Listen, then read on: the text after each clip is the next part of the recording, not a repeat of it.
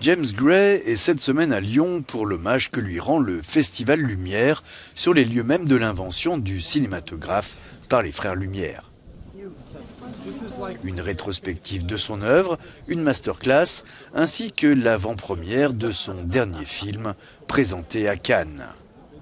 L'occasion pour l'équipe culture d'Euronews de rencontrer l'un des plus grands auteurs du cinéma américain contemporain. C'est une erreur de penser qu'une forme d'art existe pour toujours, n'est-ce pas? Ce qu'est l'histoire du cinéma, nous avons du mal à le savoir, c'est une forme d'art tellement jeune. Une partie du problème est lorsque le marché devient Dieu et qu'il n'y a rien comme contrepoids.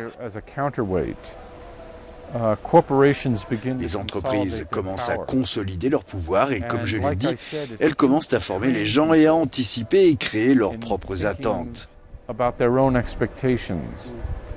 Et malheureusement, le système hollywoodien a fait un travail fantastique en imposant au reste du monde sa propre idée de ce qu'est et devrait être le cinéma. Its own kind of idea of what cinema is and should be on the rest of the world. The United States stands for an idea whose time is now. Armageddon Time est une plongée semi-autobiographique dans le New York du début des années 80. L'histoire d'un jeune adolescent issu d'une famille juive du Queens qui va se lier d'amitié avec un jeune élève noir qui rêve d'espace, mais pour qui l'ascenseur social ne montera pas.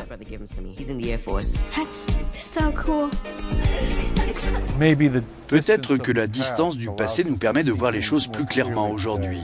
L'histoire, c'est comme éplucher les couches d'un oignon, on ne peut jamais vraiment aller au fond des choses, c'est sans fin.